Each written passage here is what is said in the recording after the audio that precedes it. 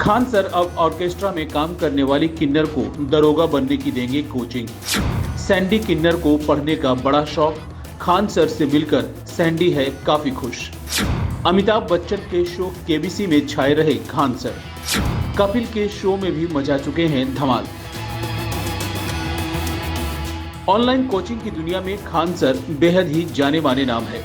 वे कभी अपने अनोखे अंदाज से पढ़ाने को लेकर तो कभी रिकॉर्ड राखी बंधवाने को लेकर हमेशा चर्चा में रहते हैं। इन दिनों वह अमिताभ बच्चन के केबीसी में भाग लेने को लेकर चर्चा में है, तो दूसरी ओर इससे पहले वह कपिल के शो में भाग लेकर अपने समर्थकों को गौरवान्वित कर चुके हैं। लेकिन हम यहाँ उनकी चर्चा किसी दूसरी बात को लेकर कर रहे हैं। बताया जा रहा है कि खान सर अब एक ऑर्केस्ट्रा में काम करने वाली किन्नर को दारोगा बनाएंगे। हर जगह से ताने सुनकर आई सैंडी को खान सर के यहाँ एक उम्मीद की किरण नजर आई है। अब वह पढ़ाई कर समाज में एक उदाहरण बनना चाहती है। सैंडी मूलतः बंगाल की है। वह अपनी परिवार की आर्थिक मदद करने के लिए 18 साल की उम्र में कमाने निकल पड़ी थी। उन्होंने ये ठान लिया था कि वे दूसरों किन्नरों की तरह सिग्नल पर नहीं बैठेंगी और न ही बधाई देंगी। उसने एक दोस्त की मदद से छपरा में ऑर्केस्ट्रा को ज्वाइन किया, जहां वह पिछले 5 सालों से काम कर रही हैं। सैंडी ने कहा कि ऑर्केस्ट्रा में पैसे तो मिलते हैं, लेकिन इज्जत नहीं है। मुझे हमेशा से पढ़ने का शौक है। ऑर्केस्ट्रा में काम करने वाली लड़कियां मेरी पढ़ाई की ओर रुचि देखकर आगे पढ़ने की सलाह देती रहती हैं। ऐसे में सैंडी की दीदी ने उन्हें खान सर के बारे में बताया, जिसके बाद वह पटना में उनसे मिलने निकल पड़ी। इस साल होली के बाद सैंडी पटना आई थी। खान सर की कोचिंग में पढ़ते हुए उसे लगभग 3 महीने हो गए हैं। सैंडी ने बताया कि जब वह एडमिशन के लिए आई तब खान सर से उनकी डायरेक्ट मुलाकात नहीं हुई थी। उनके स्टाफ अजीत से बात हुई।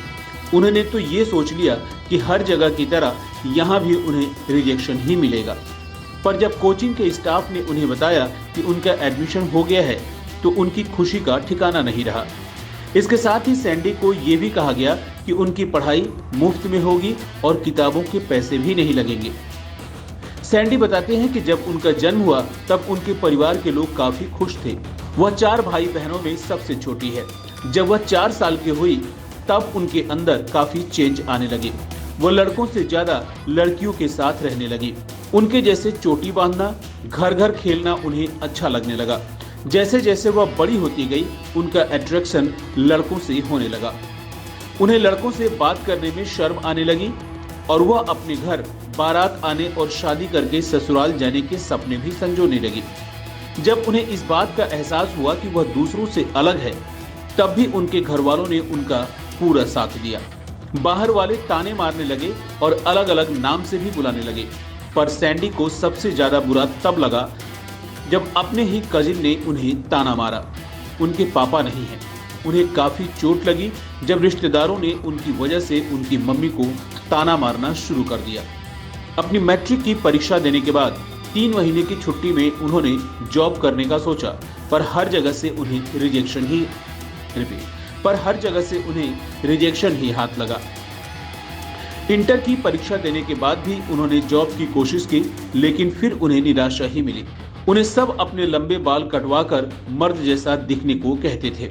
सैंडी ने हार मान ली और इस बात को एक्सेप्ट कर लिया कि इस समाज में उनके लिए कोई जगह नहीं है। फिर वह गुस्से में ऑर्केस्ट्रा में काम करने के लिए छपरा चली आईं। सैंडी ने बताया कि खान सर की क्लास में उन्हें कभी ताने सुनने को नहीं मिले। उन्हें ये समझ आया कि जो पढ़े लिखे और शिक्षित होते हैं उनकी सोच दूसरों की आम सोच से काफी अलग होती है। सैंडी का सपना आईएएस बनने का है, पर फिलहाल वह खान सर की कोचिंग में दारोगा और बीपीएससी की तैयारी कर रही हैं।